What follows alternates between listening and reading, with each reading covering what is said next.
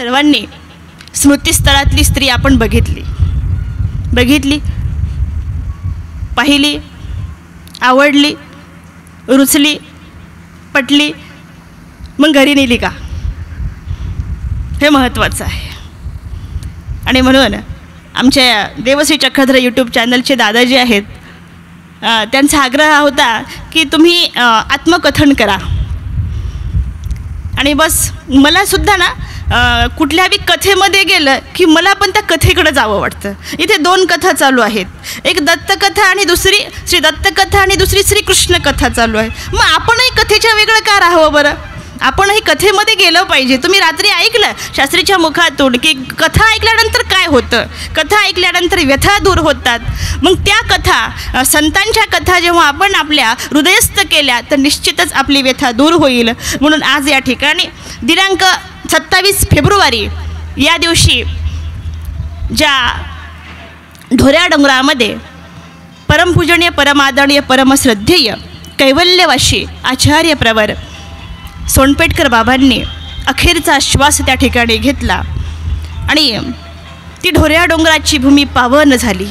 संतांच्या चरणाने ती भूमी पावन झालेली आहे. कारण जिथे संत राहतात ना तिथली माती श्रीमंत झाल्याशिवाय राहत नाही. आणि म्हणून मला वाटलं की आपण सुद्धा काहीतरी याच्यावरती विचार केला पाहिजे, कुठे आपण तिथं पोहोचलं पाहिजे की त्यांनी तर तपश्चर्याने आपलं जीवन व्यतीत करून परमेश्वराच्या चरणापर्यंत ते गेले, ते अजरामर झाले, त्यांनी कैवल्यगड गाठला सुद्धा. बस ते पोहोचलेले आहेत, पण आपण कमसे कम त्यांचं जीवन तरी बघावं. आणि म्हणून मी आज तुमच्या सर्वांच्या पुढे आचार्य कैवल्यवासी सोनपेठकर बाबांच्या या 10 दिवसाच्या नंतर मी सुद्धा विचार केला की याही अगोदर 13व्या शतकामध्ये नातीनागाईसाने आपलं देह क्षेपलं ज्या जागेवरती, तो सप्तशृंगी गड, ज्या सप्तशृंगी गड फक्त आणि फक्त तो गडच साक्षीदार आहे नातीनागाईसाचं देह क्षेपण्याला.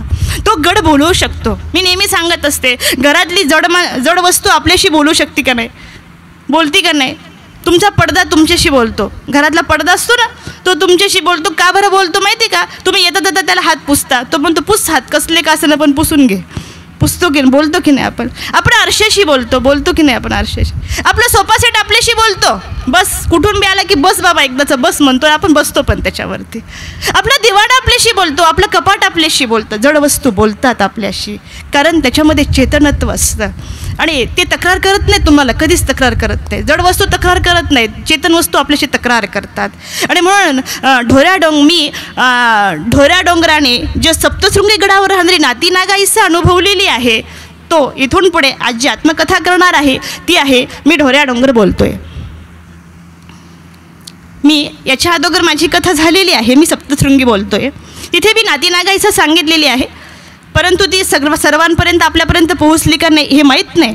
पण आज आपण सर्वजण या कथेमध्ये, आत्मकथनामध्ये मी ढोऱ्या डोंगर बोलतोय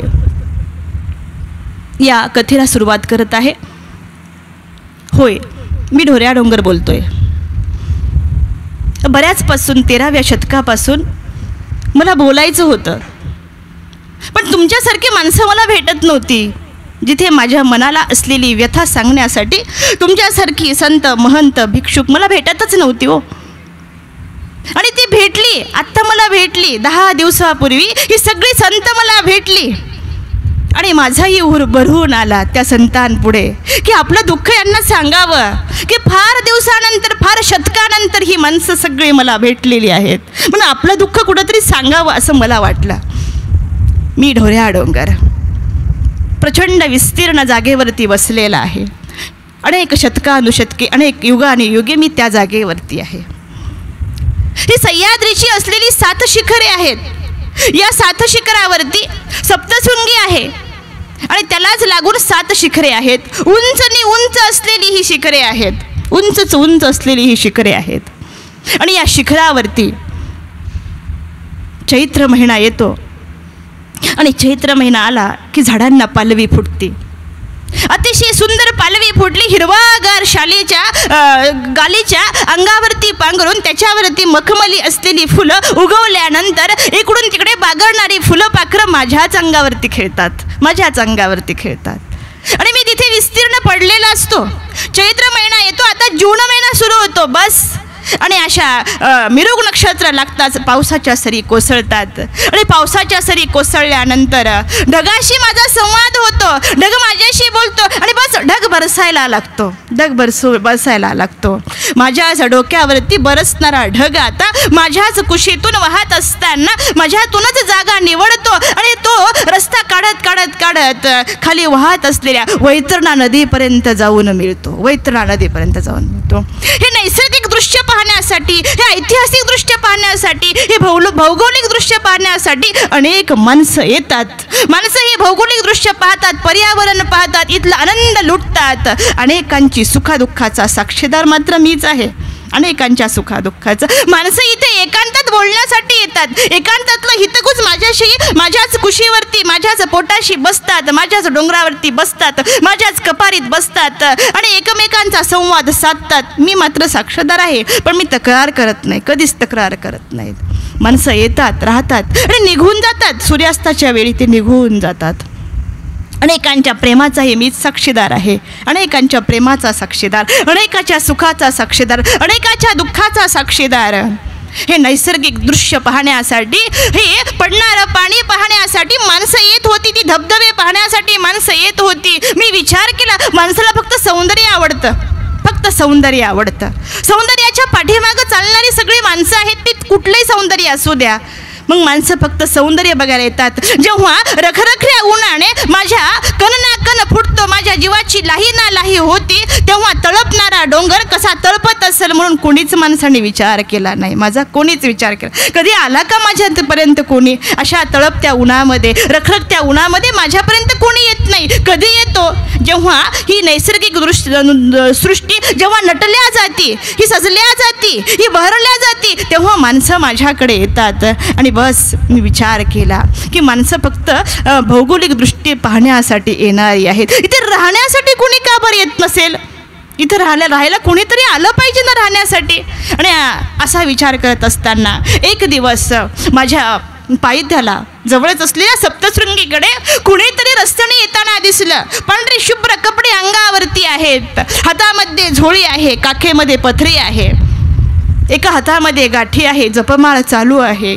मला ओळखू नाही आलं ते कोण होतं. ते अनेक माणसांचा मेळावा इथे येतो, तसाच हा व्यक्ती असेल का, तसाच हा माणूस असेल का असं वाटलं, बघितलं पण लक्षातच येत नव्हतं. झप झप झप झप चालत येणारी ती व्यक्ती बघितली. आता पायथ्याच्या गडापाशी आली, गडाच्या पायथ्यापाशी आली, संपूर्ण बघितली, 7 शिखरे बघितली. सप्तशृंगी त्याच्यामुळे तर नाव प्रधान असेल का? मी विचार केला, सप्तशृंगी सगळी गडे बघितली, सगळी शिखरे बघितली. आणि आता मात्र गडाच्या हळूहळू गड चढवू लागले, हळूहळू गड चढवू लागले. चढता चढता बरेचसा गड चढला आणि चढत असताना माझ्याच असलेल्या डोंगराच्या कपारीमध्ये, ज्याला गुहा म्हणतात, ज्याला कपार म्हणतात, ती कपारी शोधत होते, ते संत शोधत होते. कुणीतरी संत असतील मी विचार केला, कारण ते ओठाने काहीतरी पुटपुटत होते, ओठाने पुटपुटत होते, हातातली माळ चालू होती, झपझप हातातली माळ चालू होते, आवाज येत होता. दिसणारी व्यक्ती शांत प्रसन्न मनाची होती, प्रसन्न दिसत होती, चेहऱ्यावर कमालीची प्रसन्नता होती. पाहणारालाही त्यांच्याकडे बघितल्यानंतर त्यांची दुःख विसरून जावी असा सुंदर चेहरा होता.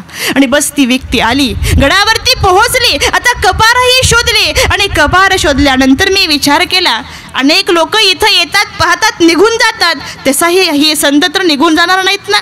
पण तसं झालं नाही हो मंडळी, तसं झालंच नाही. ही जशी आली ना तशी त्या कपारीमध्ये थांबली, तशी त्या कपारीमध्ये थांबली.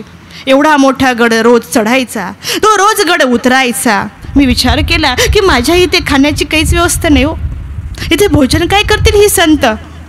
मी विचार करत होतो, पाहत होतो, सगळ्या गोष्टींनी विचार केल्यानंतर माझ्या लक्षात आलं, ते आल्यानंतर त्यांनी आपली पथरी ठेवली, हातामधली झोळी खाली ठेवली, पथरी खाली ठेवली आणि बस 2 दंडवत त्या ठिकाणी घातले, 2 नमस्कार त्या ठिकाणी घातले आणि आता मात्र ते ध्यानस्थ झाले. जागा शोधता आली पाहिजे. मी विचार केला, संत जागा शोधतात, किती सुंदर जागा शोधलेली आहे, ज्या जागेवरून कधी कोणी उठवणार नाही, कधीच कोणी उठवणारही नाही.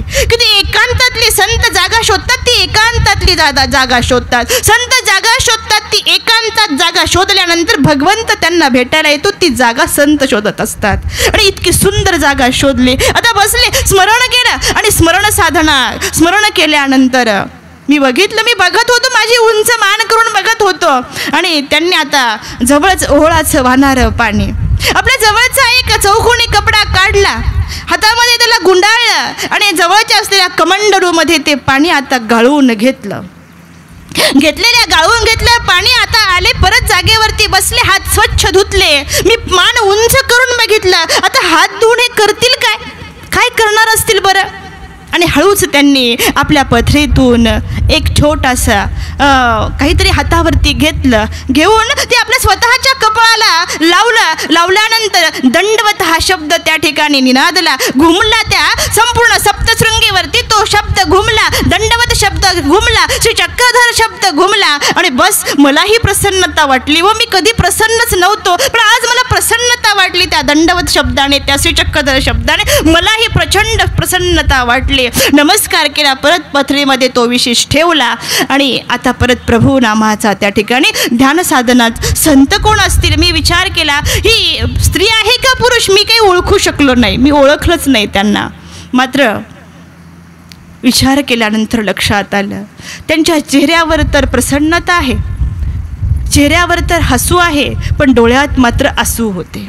चेहऱ्यावर हसू आहे पण डोळ्यात आसू आहेत. काय करत असतील बरं ते, का रडत असतील, त्यांच्या डोळ्यात अश्रू का असतील. अहो संतांनी तर प्रसन्न असावं, त्यांना कशाचं दुःख आहे बरं. अशा डोंगराच्या ठिकाणी, अशा दरी कपारामध्ये राहत असताना, ज्यांना कोणी बोललं नाही, जे शैल्य त्यांना कोणी दुखावलं नाही, जिथं माणसं एकत्र येतात तिथं आवाज होतो, इथं एकत्रित कोणीच नाहीये, मग आता का रडत असतील, आता का दुःखी असतील. आणि बस मी विचार करत होतो, आपण विचारावं का बरं या संतांना, तुम्ही का दुःखी आहात म्हणून विचारावं का.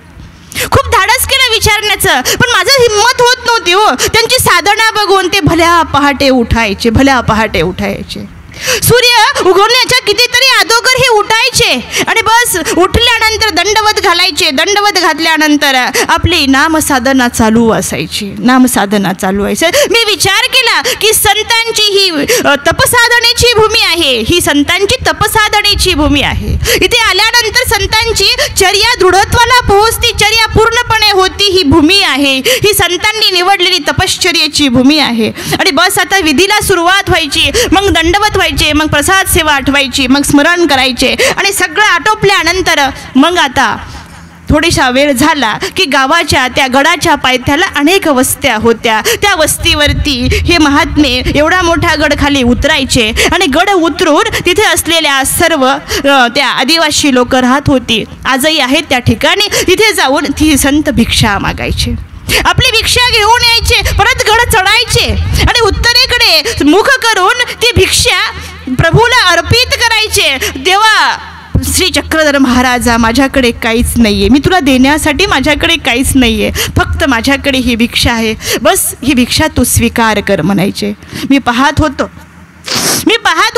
की संतांचं जीवन किती सुंदर आहे, किती सुंदर जीवन आहे त्यांचं.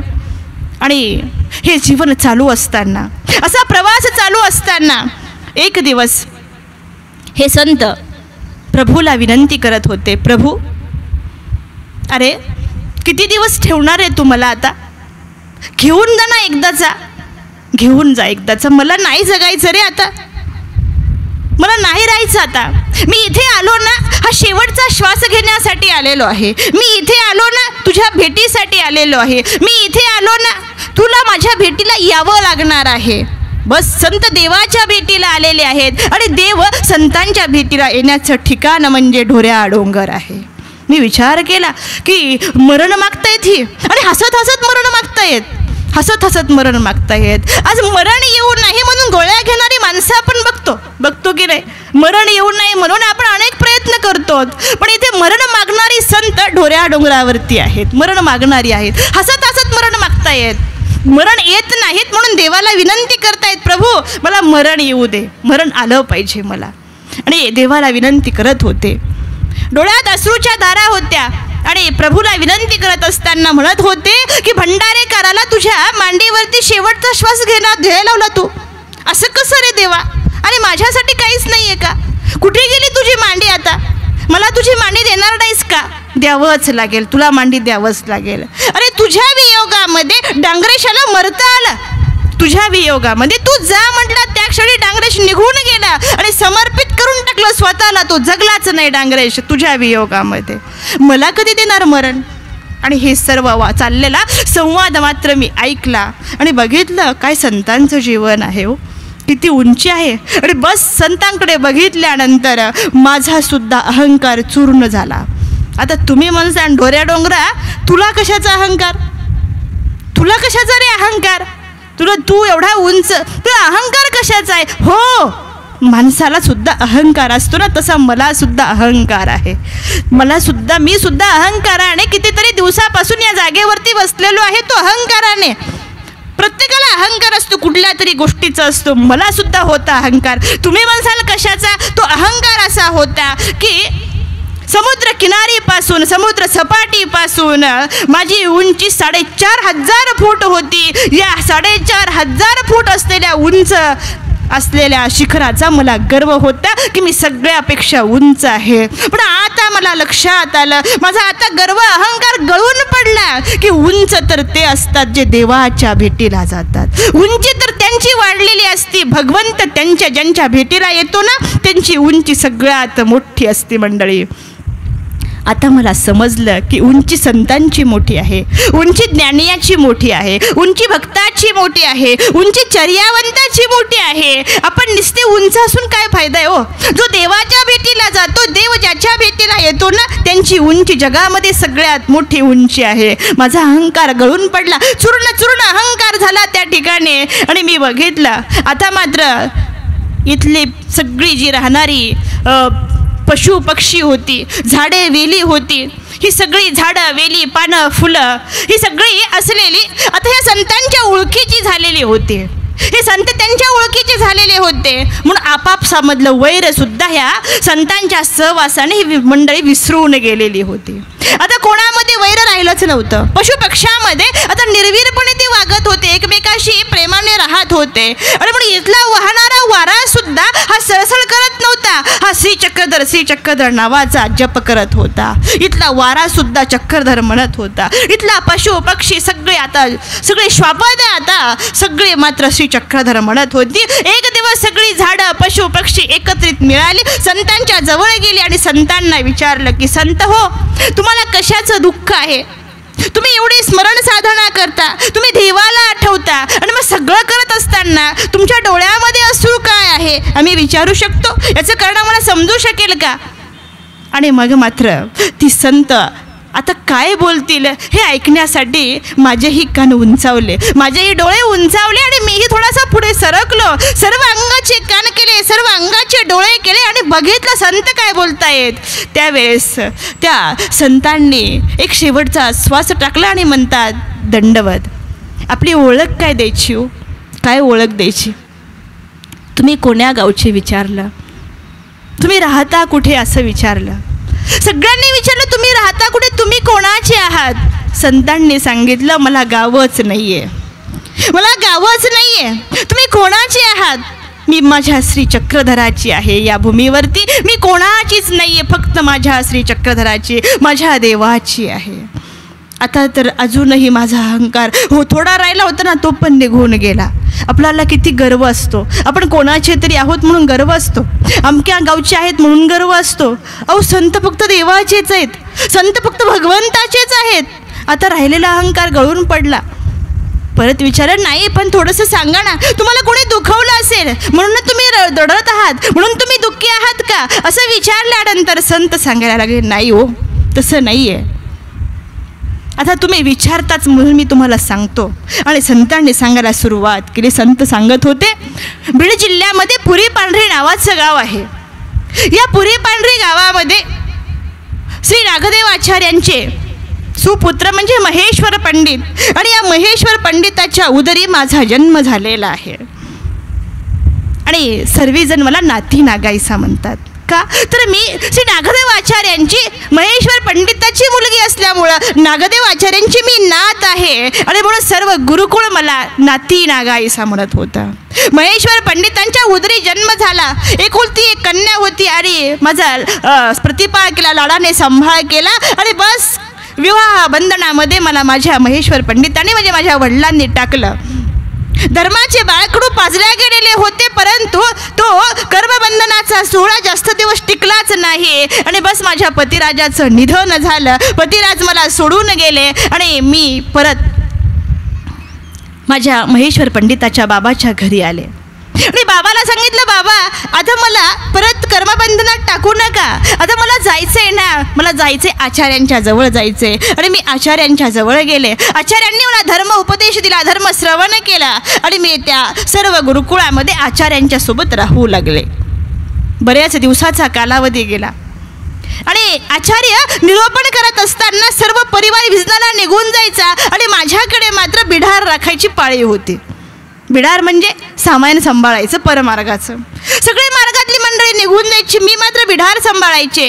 आणि बिढार सांभाळायला गेल्यानंतर तिकडून येणाऱ्या केसरासबास आणि दामोदर पंडितांना मी विचारायचे की आज श्री नागदेव आचार्यांनी कोणती धर्मवार्ता केली आहे की नाही. आपण घरी गेल्यानंतर सकाळी आमच्या सतीश बाबांनी काय सांगितलं, कोणती श्री दत्तकथा सांगितली, आपण याचं चिंतन करतो की नाही.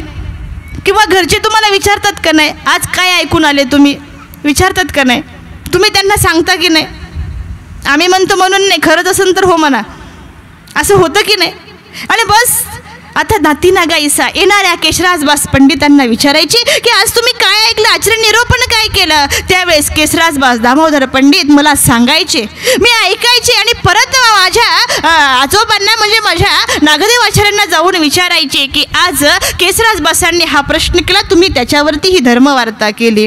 आज दामोदर पंडितांनी हा प्रश्न विचारला, त्याच्यावर तुम्ही ही धर्मवार्ता केली आणि त्याच्यातला हा असा अपूर्व अर्थ आहे. आणि मग त्यावेळेस आचार्य प्रसन्न व्हायचे आणि आचार्य म्हणायचे की बघा तिकडे तर मी निरोपण केलेलं आहे, पण इथे आल्यानंतर परत त्याच अर्थ आणि परत त्याचं चिंतन झाल्यामुळं हा अपूर्व लाभ होत असे.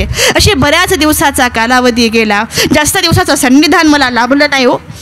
खूप दिवसाचं सन्निधान लाभायला पाहिजे अधिकरणाचं. इथे घडला जातो माणूस, मडला जातो, योग्य होतो. ते कवचाने माणूस सुरक्षित राहत असतो.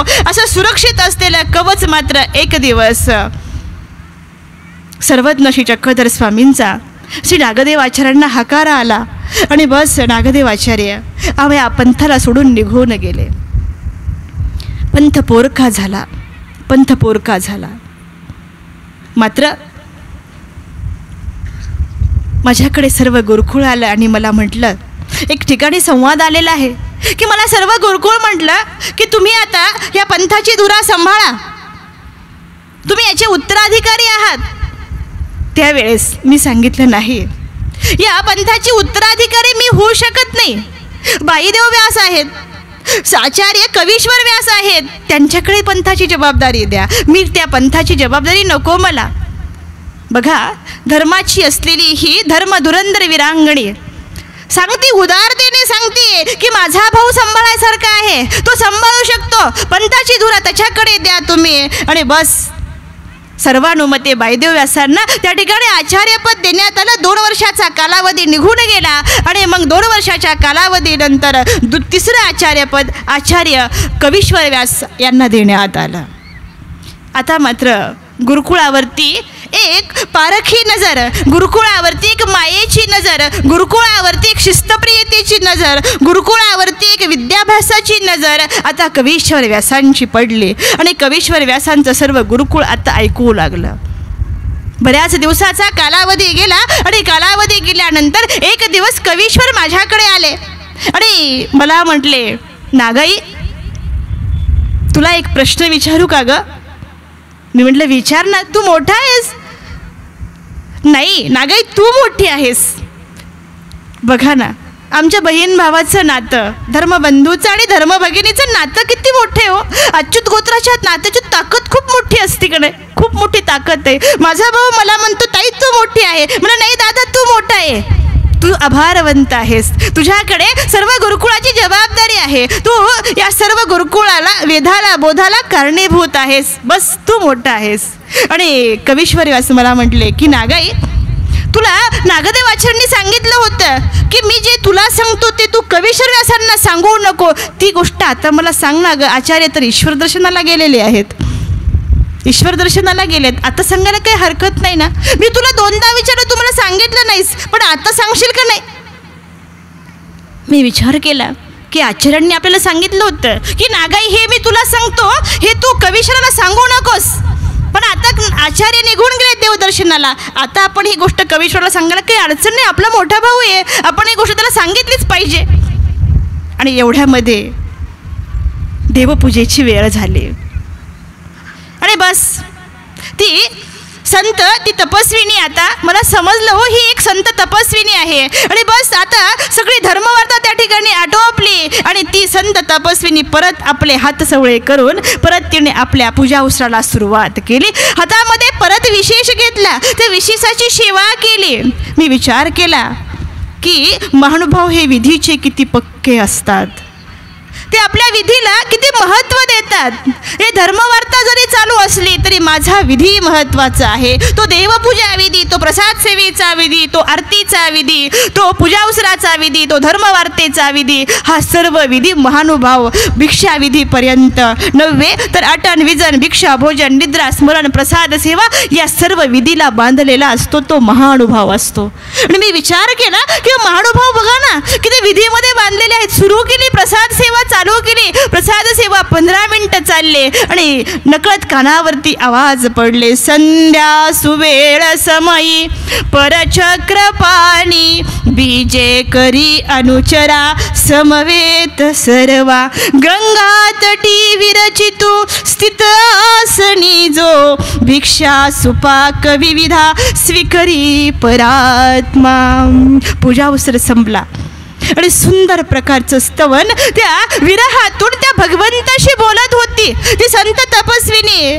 रोज तर भगवंताला बोलणारे, पण आज आपल्या त्या स्तवनातून, त्या आरतीतून भगवंताला साथ घालत होती, भगवंताला आवाज देत होती. काय म्हणत होती ती भगवंताला, देवाला विनंती करत होती. काय म्हणे, उत्तरपंथी का हो गेले, उत्तरपंथी का हो गेले स्वामी श्री चक्रधरा, आता मज कोण जगी आसरा, आता मज कोण जगी आसरा, शून्य तुम्हा विन दिसेही आवनी, मरण बरे या जगण्याहूनी, सांगू कुणाही करून कहाणी, परतुनिया सुंदरा, परतुनिया सुंदरा, आता मज कोण जगी आसरा, आता मज कोण जगी आसरा. भगवंताला आवाज देत होते, भगवंताला परत परत विनंती करत होती, ती अश्रूतून, ती शब्दातून, ती दुःखातून. आणि बस पूजा अवसर संपन्न झाला, दंडवत घातले आणि परत लता वेली झाडे फळू पक्षी परत त्या तपस्विनींच्या जवळ गेले. आता परत संवादाला सुरुवात झाली. आम्हालाही आनंद वाटला की पुढे काय बोलणार असतील, बरं पुढे काय सांगणार असतील. कवीश्वर व्यास असं कोणतं हितगुज विचारत होते आणि नागाईसा आता कोणतं हितगुज सांगणार होती, जी बऱ्याच दिवसापासून मनात ठेवलेली गोष्ट होती.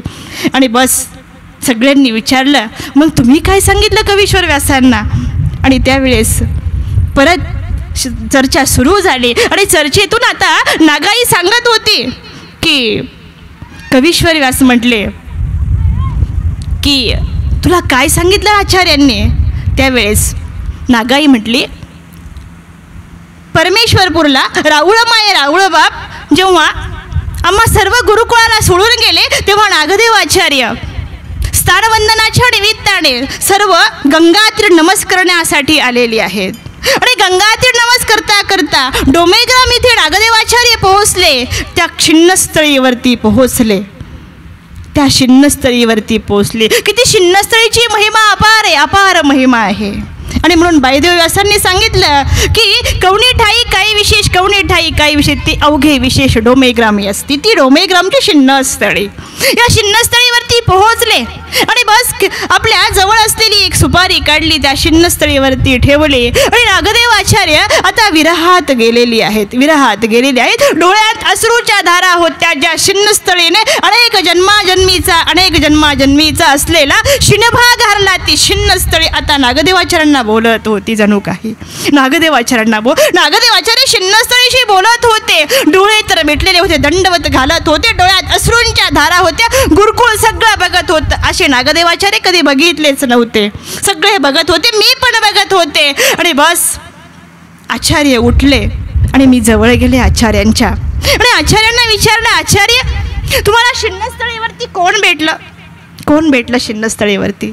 तेव्हा मला आचार्य म्हटले, नागाई मला माझा देव भेटला ग इथे. देवाचं मला अनुभूती दर्शन या ठिकाणी झालेलं आहे. आणि देव तर उत्तरापंथी गेले, नाही अनुभूती दर्शन या ठिकाणी मला झालं आणि माझंही कुतूहल जागं झालं. देव भेटतो, मी ऐकलं होतं देव तर भेटतात, पण पुनसंबंधी परमेश्वर भेट देतात. आत्ताही भेटू शकतात, असं दर्शन होऊ शकतं का? मी विचारलं आणि आचार्य म्हटले, हो का नाही होऊ शकणार, होऊ शकतं ना. अरे तुम्ही तेवढं दुःखपूर्वक जर भगवंताला शरण गेले ना, निश्चित भगवंत भेटल्याशिवाय राहत नाही. मग कसं भेटायचं? म्हणजे नाम लीळा मूर्ती चेष्टा स्मरण अनुस्मरण सकृत स्मरण असं जर तुम्ही चतुर्विध दुःखेशी चतुर्विध स्मरण केलं तर भगवंत भेटल्याशिवाय राहत नाही. तो भेटतोच. आणि मीही तशी प्रार्थना केली, तशी विनंती केली आणि मलाही सर्वज्ञांचं अनुभूती दर्शन त्या जागेवरती झालं. ही सगळी गोष्ट मी कवीश्वराला सांगत होते. आता कवीश्वर त्या ठिकाणी म्हटला, बस नागाई पुढे बोलू नकोस, बस पुढे बोलू नकोस. मी म्हटलं, का रे, का नाही बोलायचं? नाही तू पुढे बोलू नकोस, भगवंत दर्शन देत नाहीत, भगवंत भेट देत नाहीत. देतात भेट भगवंत, पण या देहाच्या पालटी भगवंत भेट देतात. देवाचं वचन आहे ते, असं कसं बोलतेस तू? नकळत डोळ्याच्या कडा ओल्या झाल्या आणि नकळत डोळ्यातून अश्रू निघाले. सांगितलं होतं आचार्यांनी कवीश्वराला ही गोष्ट सांगू नकोस म्हणून. तो तर्कबुद्धीचा आहे, तो सहजासहजी मान्य करत नाही. त्याला सगळी प्रमाण द्यावी लागतात, तेव्हा तो मान्य करतो. नाही मान्य करणार तो. आणि माझ्या लक्षात आलं की आपण ही चूक केली. मी माझा गोरख जोडणं उचलला, विजनाला गेले. आता विजनातही मन लागलं नाही, आता स्मरणातही मन लागलं नाही, आज भिक्षेतही मन लागलं नाही, आज भोजनातही मन लागलं नाही, आज निद्राही आलीच नाही, निद्रा आलीच नाही. 2-3 दिवसाचा कालावधी गेला आणि मी विचार केला की आपण इथे का थांबायचं, आता का थांबायचं? बरोबर आहे कवीश्वराचंच. तो म्हणतो ना की देव भेटतो, त्याला भेटायला गेल्याशिवाय देव भेटत नाही. मग आपण इथे कशाला थांबलो? जेव्हा आपल्याला भगवंताने दर्शन दिलं होतं ना, तेव्हाच आपण जायला पाहिजे होतं. आता आपण इथे कशाला थांबलो? आणि बस एक दिवस सर्व गुरुकुळ बसलेलं होतं. त्या सर्व गुरुकुळाला मी दंडवत केला, कवीश्वराला दंडवत केला आणि सांगितलं, आता येते रे मी, आता येते. कवीश्वर माझ्या जवळ आला. भानुभट्ट बोरीकर, अतिशय विद्वान असलेला माझा भाऊ, अतिशय विद्वान असलेला. किती सुंदर होता, खूप सुंदर आहे दिसायला, खूप सुंदर आहे. स्मृतिस्थळकारांनी सांगितलं की अंगात असलेला कंथा उलटा जरी त्यांनी घातला, शिवण जरी वर केली तरी कवीश्वर अधिक सुंदर दिसत होता. इतका सुंदर असलेला माझा भाऊ होता, इतका सुंदर होता. सुंदरता नाही, ज्ञानाचीही सुंदरता, भक्तीचीही सुंदरता, वैराग्याचीही सुंदरता. एवढंच नाही तर कवित्वाचीही सुंदरता त्याच्यामध्ये भरले होते. सप्तग्रंथामध्ये 2 ग्रंथ माझ्या कवीश्वराचे आहेत, 2 ग्रंथ आहेत आणि 2 ग्रंथाचा निर्माण करता असलेला माझा भाऊ आहे. अतिशय सुंदर म्हणून याची प्रशंसा नागदेवाचार्य करतात. ते म्हणतात, अवघे या कवी परीस हा कवी चतुर, हा शृंगारिया कवी आहे. असा असलेला माझा भानुभट्ट माझ्या जवळ आला आणि मला जवळ घेतला. म्हणलं, नागाई मी तुझा भाऊ आहे आणि तू माझं बोललेलं एवढं मनावरती घेतलंस. अगं तुला माहीत आहे ना, मी थोडा चिकित्सक, जिज्ञासक बुद्धीचा, तर्क बुद्धीचा आहे. मी सहजासहजी कुठली गोष्ट मान्य करत नाही आहे. मी म्हटलं, नाही तुझंच बरोबर आहे कवीश्वरा, तुझंच बरोबर आहे. मी तुला कुठे दोष देते रे? नाही, तुला दोष देत नाहीये. तू खूप चांगला आहेस, खूप चांगला आहेस. बरोबर आहे, भगवंत भेट देत नाही. अरे मी माझ्या नागदेव आचार्यांची आज्ञा जे वारीला ते केलं रे मी, त्याचं मी शैल्य मला भोसतंय. मला सांगितलं होतं नको सांगू म्हणून रे, वाईट वाटतं मला या गोष्टीचं. नाही, तू माझ्यापेक्षा खूप चांगला आहेस, खूप मोठा आहेस, खूप ज्ञानी आहेस. कवीश्वर, मी तुम्हाला ओळखून आहे चांगलं. तुम्ही विवेक चुडामणी आहात, तुम्ही बुद्धी संपन्न आहात. तुमची तर्कशील बुद्धी आजही तुमचे निर्णय आम्हाला लागू होतात. अतिशय हुशार असलेले तुम्ही आहेत. आणि म्हणून तर मला माहीत नाही का, अगं तुला सांगू का, असं जर आपण म्हटलं ना देव भेटतो, तर ही सगळा समाज जो आज आहे ना, हा अज्ञानाच्या अंधारात वाहत चाललेला समाज आहे. आणि मग प्रत्येक जण म्हणेल मला देव भेटतो, आणि मग आधीच समाज विकल्प दोषाला अंगवत आहे. तिकडे वाहत चाललेल्या समाजाला कोण आवडणार ग? म्हणून मी तुला म्हटलं की असं होऊ शकत नाही. बरोबर आहे, तुम्ही म्हणताना कवीश्वर हेच बरोबर आहे. मी काही जाणत नाही का तुम्हाला? जेव्हा नागदेवाचार्य गेले ईश्वर दर्शनाला, त्यावेळेस सर्व गुरुकुळ म्हटलं की आपण नागदेवाचार्यांचं मंदिर बांधू. त्यावेळेस तुम्हीच सांगितलं, तुमची गुरुवरती असलेली प्रसन्नता, तुमचं गुरुवरती असलेलं प्रेम मला त्या ठिकाणी दिसलं, आणि तुमचा धर्मावरती असलेली पकडही दिसती. तुम्ही म्हटले नाही, मंदिर बांधायचं नाही. किती सुंदर विचार होते तुमचे, किती सुंदर विचार होते की नागदेव आचार्य गेल्यानंतर गुरुचं मंदिर बांधायचं नाही. का बरं? तर इथून पुढे येणारी सर्व पिढी, इथून पुढे येणारा सर्व समाज आपापल्या गुरुचे मंदिरच बांधतील, आणि स्थानापेक्षा गुरुचे मंदिर जास्त होतील. आणि म्हणून तुम्ही या सर्व दोषापासून पहिले वाचवणारे तुम्ही विवेक चुडामणी आहात, तुम्ही बुद्धी संपन्न ज्ञानी आहात. तुम्ही तिथे विरोध केला ना, मला फार आवडलं, फार आवडलं. माझ्या भावाचा मला अभिमान आहे. खूप चांगले आहात तुम्ही, पण जाऊ द्या ना मला आता माझ्या देवाच्या भेटीला. मी चालले, मी तुमच्यावर नाराज नाहीये. आणि बस गुरुकुळाला दंडवत केला, झालेल्या दोषाची क्षमा मागितली, प्रसव मोडले सर्व गुरुकुळापुढे, आणि बस मी निघाले. झाडे विली ऐकत होती, पण तुम्ही निघाले, पण तुम्ही इथपर्यंत कसे पोहोचले? या गडापर्यंत कसे पोहोचलेत? या गडावर येण्याचं कारण काय तुमचं? इथली जागा का निवडली तुम्ही? आणि मग नकळत शब्द त्यातून बाहेर पडले, ते नाती नागाईसा. आता त्या सर्व असलेल्या त्या झाडांना, त्या पशूंना, त्या वेलींना, त्या प्राण्यांना, त्या पक्ष्यांना सांगत होती, कारण इथे काय आहे? इथे देव भेटण्यासाठी येतो. इथे काय आहे? इथे शेवटचा श्वास घेता येतो. आणि म्हणून नकळत बोर बाहेर पडले की ढोऱ्या डोंगराच्या कुशीत जाईन, तेथीची पाहीन रूप तुझे, ते थोडीच जाते कैवल्याची वाट, ते थोडीच जाते कैवल्याची वाट, मोक्षाची पहाट फुटे तेथे, मोक्षाची पहाट फुटे तेथे, वैराग्याच्या बळे कसीन जमीन, वैराग्याच्या बळे कसीन जमीन, भक्तीचे जीवन घालीन मी, भक्तीचे जीवन घालीन मी, हाडाची मळीन करोनिया माती, देहाची मळीन करोनिया माती, हाडाची रांगवळी काढीन मी, हाडाची रांगोळी काढीन मी, शेवटचा श्वास देईन घेईन, शेवटचा श्वास देईन घेईन, आनंदची धन व्यवहारे, आनंदची धन व्यवहारे, ढोऱ्या डोंगराच्या कुशीत जाईन, तेथीची पाहीन रूप तुझे. देव भेटत नाही ग, इकडं तिकडं भेटत नाही. तो भेटतो ना, तो ढोऱ्या डोंगरात भेटतो. तो भेटतो ना, तो चंदनवंदनामध्ये भेटतो. तो भेटतो ना, नगर जिल्ह्यामध्ये असलेलं शहा नावाचं डोंगर, त्या डोंगरामध्ये संत नागराज व्यासांनी तपश्चर्या केली, तिथे भेटतो देव. देव भेटतो कुठे? भेटण्याचं ठिकाण आपल्याला निवडावं लागतं, तेव्हा देव भेटतो. अशी ही सप्तशृंगीची जागा मी याच्यासाठी निवडली की इथं देव मला भेटला पाहिजे, या गडावरती देव मला भेटला पाहिजे. अनेक गड चढण्यासाठी, कैवल्य गडाकडे चढण्यासाठी सप्तशृंगी गड चढावा लागतो. कैवल्य गडाकडे जाण्यासाठी खऱ्या अर्थाने हा ढोऱ्या डोंगरावरती आपण शेवटचा श्वास घ्यावा, म्हणून मी हे ठिकाण निवडलं.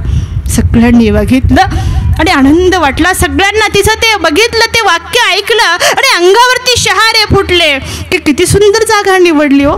या जागेला खर्च नाही या जागेला.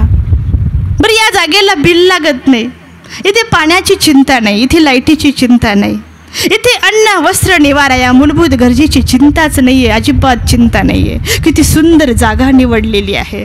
जागा निवडता आली पाहिजे जागा.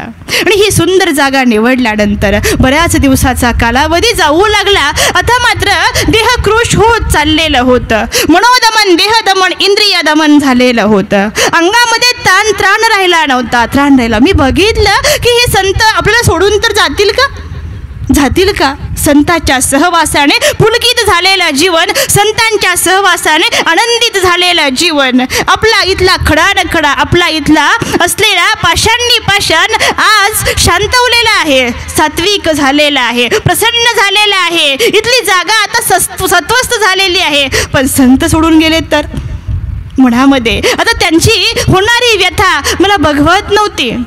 ते 2-3 दिवस भिक्षेला जात नव्हते हो. 3 दिवस भिक्षाच मागत नव्हते. बरं, अंगामध्ये त्राणही नव्हता. एवढं 4000 फुटावरून खाली उतरायचं, मग कुठेतरी एका वस्तीवरती का घरापुढे जायचं, मग भिक्षा मागायची, परत प्रभू नामाचा जप करत परत या डोंगरावरती चढायचं, या गडावरती चढायचं. एवढं सगळं होऊ शकत नव्हतं. मी विचार केला, मी झोळी यांची घेऊन यांच्या झोळीमध्ये भिक्षा देऊ शकतो का? पण माझे कुठे रे अधिकार? या संतांच्या मुखामध्ये माझा कण जावा, एखादा कण गेल्यानंतर मला गोमट प्राप्त व्हावं, हा माझा अधिकार कुठे आहे? तसा अधिकार मी जोडलाच नाही.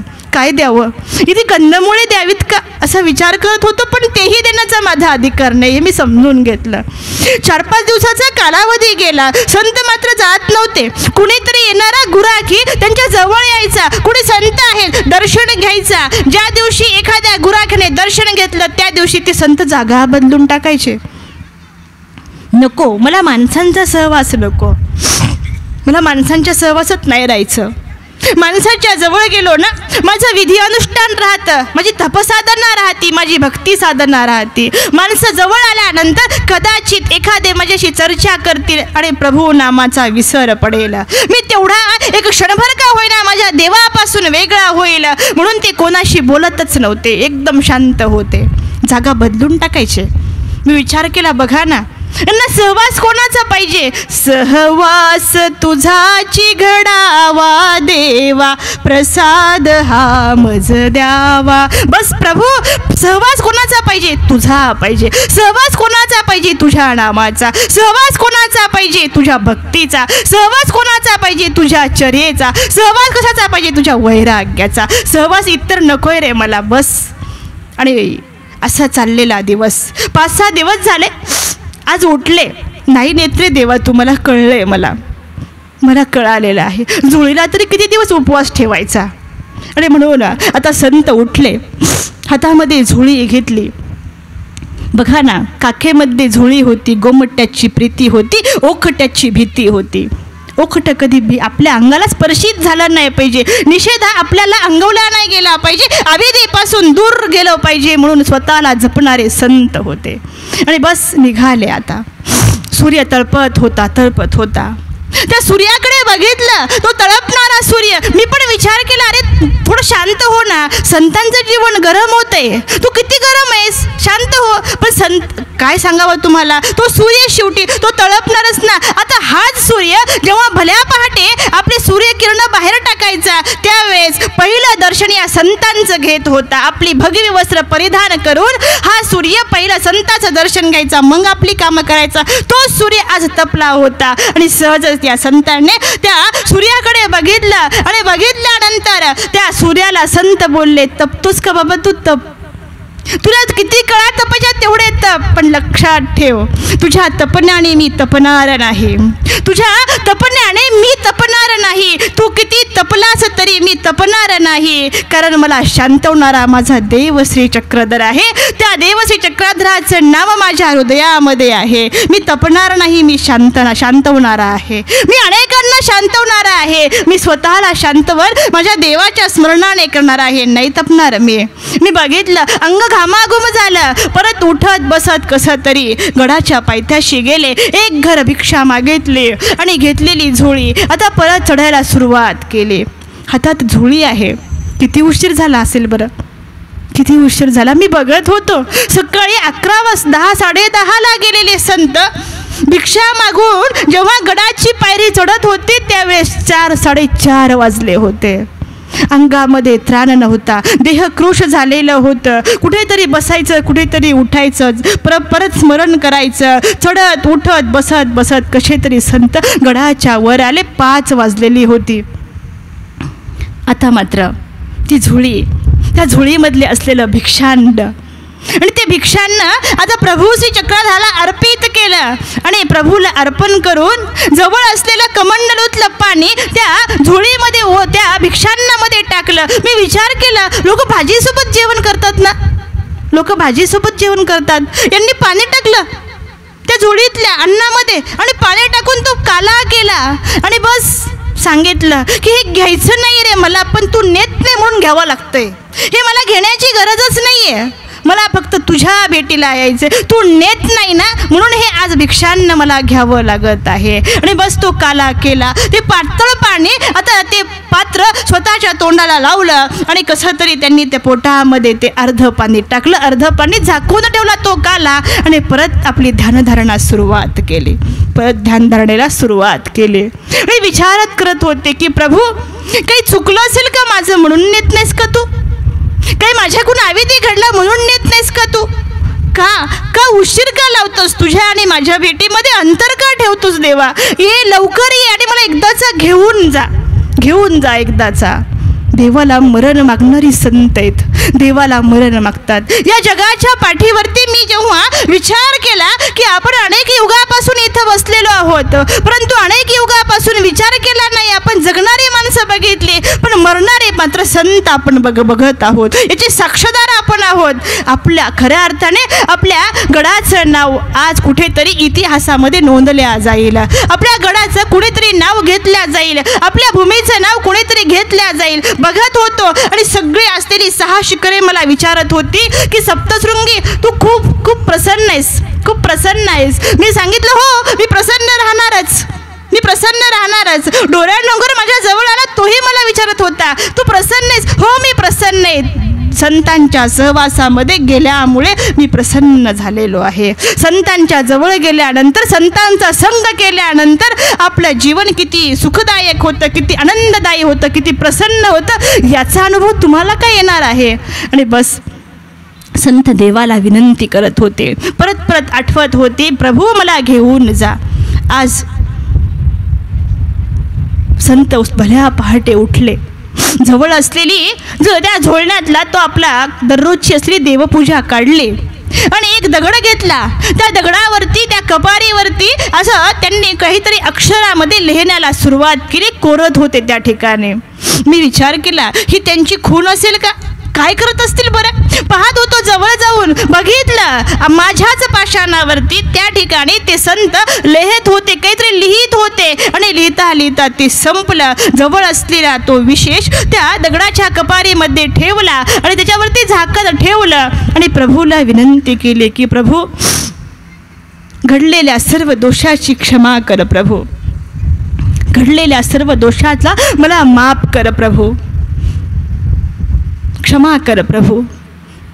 नाही मला तुझ्या जवळ लवकर येता आलं, उशीर झाला मला तुला भेटीला, पण मात्र तुला निश्चित मला नेण्यासाठी यावं लागणार आहे. माझ्याकडून जे जे अपराध घडले असतील ना त्या सर्व अपराधाची मला क्षमा कर प्रभू, पण एकदाचा मला घेऊन जा. विनंती केली. परत त्या विश्वेशाकडे बघितलं आणि परत आपलं स्मरण करत असताना त्या ठिकाणी भल्या पहाटे आवाज आला. आवाज कोणाचा असेल बरं? हा कोणाला असेल? आवाज होता नागाई, ए नागाई, ए नागाई, अगं चल मी तुला घ्यायला आलोय आज. आणि नागाईने डोळे उघडले, डोळे उघडले. कोण? मला घ्यायला आलंय कोणी? हो, घ्यायला आलोय. तू किती दिवसापासून म्हणत होतीस की मला घ्यायला या, मला घ्यायला या. कोण असेल बरं तो? आणि नकळत नागाईसा म्हणत होती, सुंदर मूर्ती श्री दत्ताची दावा मजनयनी, कशी बाखंत धरली मणी. बहुसृष्टीचा मी अन्यायी म्हणून झाला उदास, कशी पाहिना माझी आस. पुन्हा पुन्हा मज दान दिधले मी दवडिले तयास, नाही मोडिले प्रसवास. गुरुवचनाचा भंग केला तोही झाला उदास, आता मी करू कोणाची आस. सुंदर मूर्ती श्री दत्ताची दावा मजनयनी, कशी बाखंत धरली मनी. प्रभू, तू फार सुंदर आहेस ना, फार सुंदर आहेस. पण तू कसा दिसतो? मी ऐकलंय तू कसा दिसतोस. अरे तू धानाईसाला तुझं सुंदर चांपेगौर रूप दाखवलंस, ती धानाईसा भाग्यवान आहे. तू रेमनायकाला तुझं सुंदर स्वरूप दाखवलं, ते रेमनायक भाग्यवान आहे. तू मला भेटायला येशील पण मी ओळखेन का तुला? पण तू भेटायला ये आणि मला घेऊन जा. भल्या पहाटे त्या असणाऱ्या माझ्या गडावरती आवाज घुमला, नागाई अगं चल, मी तुला घ्यायला आलेलो आहे. डोळ्यात अश्रूंच्या धारा होत्या. पटकन उठले. आवाज तर येत होता पण दिसत कोणीच नव्हतं. आणि विचार केला, माझा देव श्री चक्रधर तर नसेल ना मला घ्यायला आलेला. आला असेल का तो मला घ्यायला? ज्याचं निशितीने मी रात्रंदिवस चिंतन करत होते, तो देव माझंही चिंतन करत असेल का? अहो, देवाचं चिंतन केल्याशिवाय प्रभू आपलं चिंतन करत नाही. आणि म्हणून तो भगवंत मला भेटायला आला असेल का, माझा देव श्री चक्रधर. म्हणून नकळत उठले. बघितलं कोणीच नाही दिसलं, देव नाही दिसले मला, परंतु आवाज तर कानावरती येत होता. मी उठले आणि विचार केला, प्रभू काय देऊ रे, कुठे तुझं पदप्रक्षालन करू? त्यावेळेस मला आवाज आला, नागाई आता पदप्रक्षालनाची गरज नाही ग, गरज नाही. खूप दिवसापासून या तपश्चर्या करत असताना दररोज तुझी जी अश्रू तुम्हाला समर्पित करत होती ना, हेच खरं पदप्रक्षालन आहे. आपल्या प्राश्चित्याचे 2 अश्रू जेव्हा आपल्या डोळ्यातून पडतात ना, तो खरा भगवंताचा अभिषेक असतो, ती खरे भगवंताचं पदप्रक्षालन असतं. बस नागाई, केलेलं आहेस तू. प्रभू काय देऊ रे, माझ्याकडे उपहार दाखवण्यासाठी काहीच नाहीये रे, काहीच नाहीये. कसा दाखवू मी तुला उपहार? काही नाही रे, आज काहीच नाही. बघ माझी झोळी पण खालीच आहे, काही नाही, या झोळीमध्ये काहीच नाहीये. नागाई अगं मला तुझ्या झोळीतला पदार्थ नाही लागत ग, काही लागत नाही, तुझा पदार्थ नकोय मला. मग तपाचा ताटी ध्यानाचा बोणे वाटी, विस्तारुणी शेवटी मजार पावी. अगं तुझं तप, तुझं ध्यान, तुझं स्मरण, तुझी चर्या, तुझं वैराग्य, तुझी भक्ती, तुझी श्रद्धा, जेव्हा या सर्वाचा उपहार तू मला दाखवलास ना, बस याच तर उपहाराचा मी स्वीकार करतो. मला दुसरं काही लागत नाही ग, नको. हा पंचावतार मला लागत नाहीये, या पंचावताराचा मी भुकेला नाहीये. तुझा एक जन्म मला हवा आहे, बस. या जन्म देण्याचा तू निर्धार केलास ना, या जन्माचा मी स्वीकार करतो, नको तुझा उपहार मला. आणि बस आता नागाईसाला आवाज आला, चला आम्ही तुमच्या भेटीला आलोत.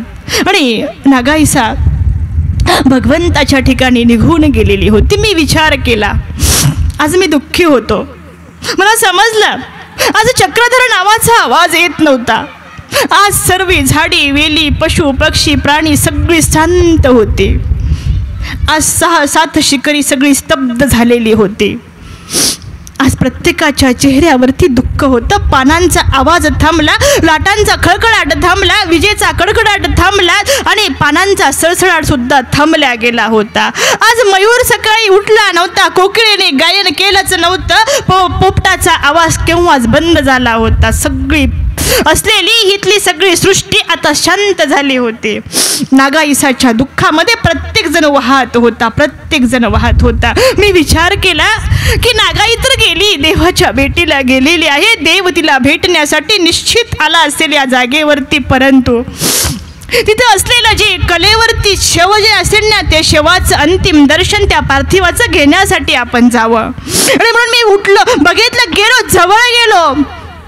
काय सांगावं तुम्हाला, तिथे गेलो तर त्या नागाईचं पार्थिव शरीर सुद्धा नव्हतं हो मंडळी, पार्थिव शरीर सुद्धा नव्हतं. आता लक्षात आलं की देवाच्या भेटीला येणाऱ्या संतांचं शरीर सुद्धा भगवंत ठेवत नाहीत. ते सुद्धा भगवंत एखाद्या पशु पक्षी श्वापदाच्या हिंसकाच्या मुखामध्ये जाईल. जे शरीर देह साधना करत असताना त्या साध्य साधनेसाठी उपयोगी गेलेलं आहे, ते शरीर भगवंत असे पशु पक्षाच्या मुखामध्ये जाऊ देत नाहीत. त्या प्राण्यांच्या मुखात जाऊ नये म्हणून ते शरीर सुद्धा भगवंतांनी ठेवलं नाही मंडळी. बस आजपासून आता इथे संतांचा आवाज नव्हता, संतांचं स्मरण नाही, संतांची आठवण नाही.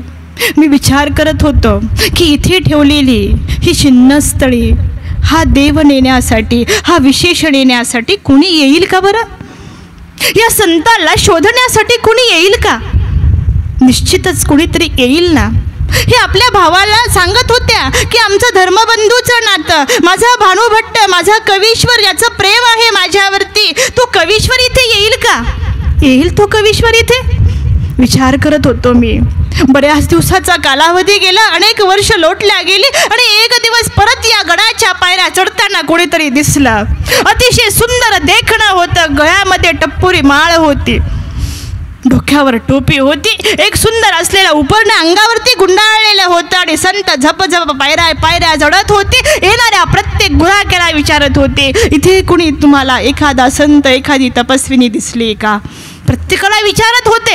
मी विचार केला, बरं झालं कुणीतरी आता परत आपल्या गडावरती येते, कुणीतरी परत साधना करते, परत इथे चक्रधर नावाचा परत इथे गुंजारा होणार, परत इथे चक्रधराचा गजर होणार. मी विचार करतो, बघत होतो, तेवढ्यामध्ये संत विचारत होते, इथे कुणी आले का, आहे का, होतं का? एका गुराख्याने सांगितलं, हो, इथे काही दिवसापूर्वी, काही वर्षापूर्वी एक संत होते, पण दादू असे की दादूला असे हे आम्ही नेनो.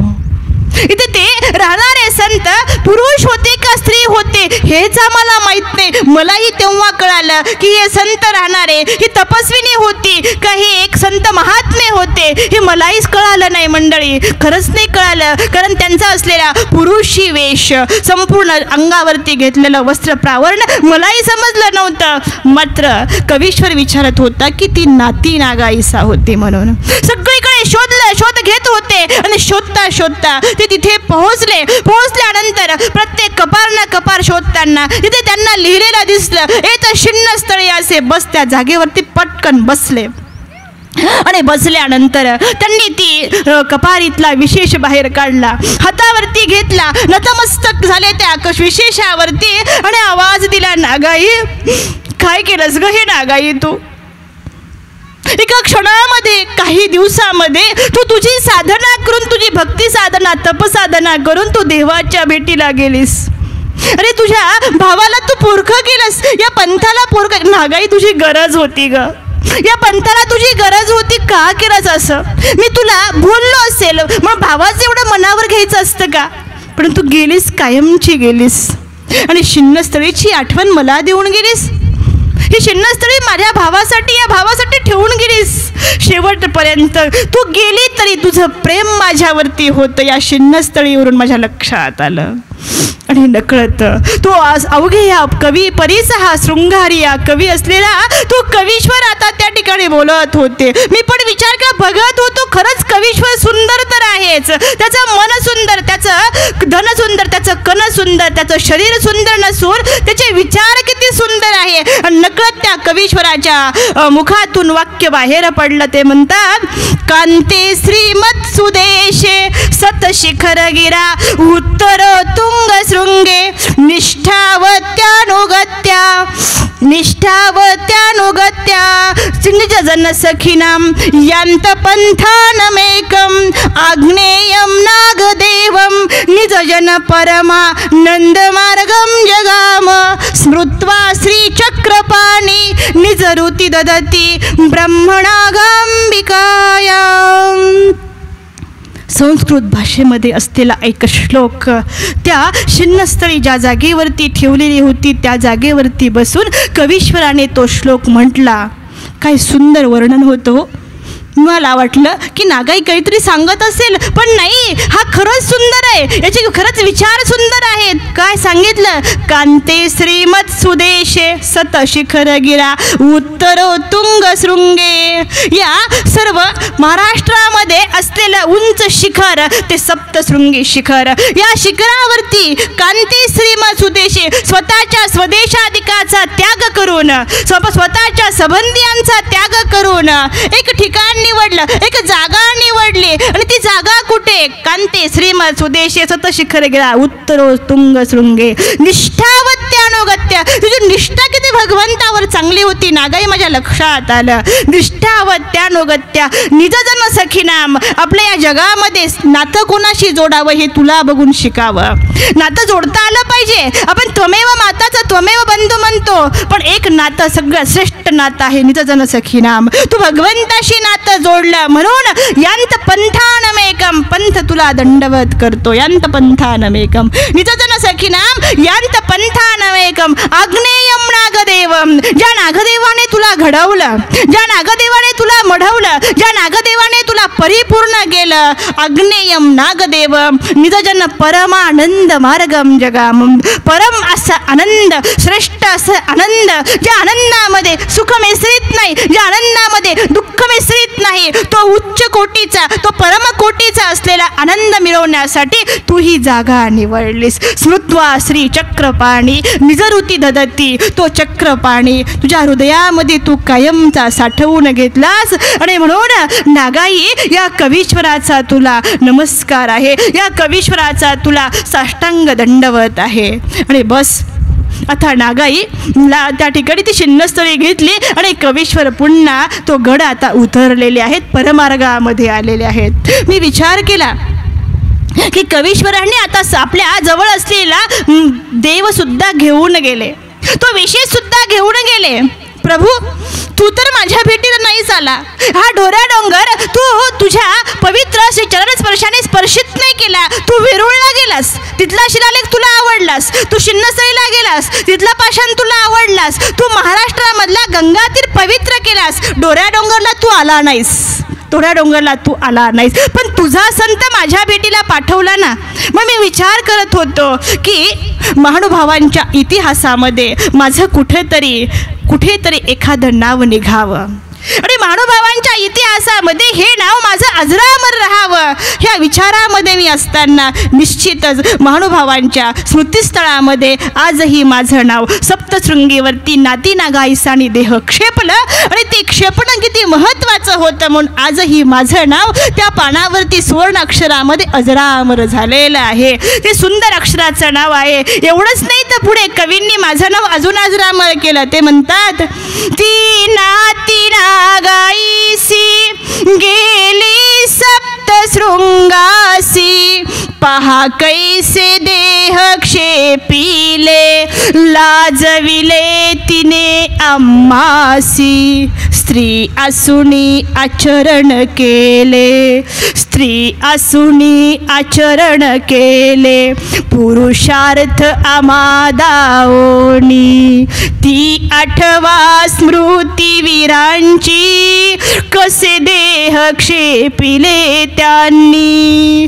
ती आठवा स्मृतिवीरांची, कसे देह क्षेपिले त्यांनी. आणि म्हणून मला अभिमान वाटला की महानुभावांच्या एका स्तुतीपर काव्यामध्ये, महानुभावांच्या एका विरह गीतामध्ये आज माझं नाव अजरामर झालेलं आहे. तो मी गडत आज तुमच्याशी बोललो आणि मला आनंद वाटला. तुमच्यासारख्याने माझी व्यथा समजून घेतलेली आहे.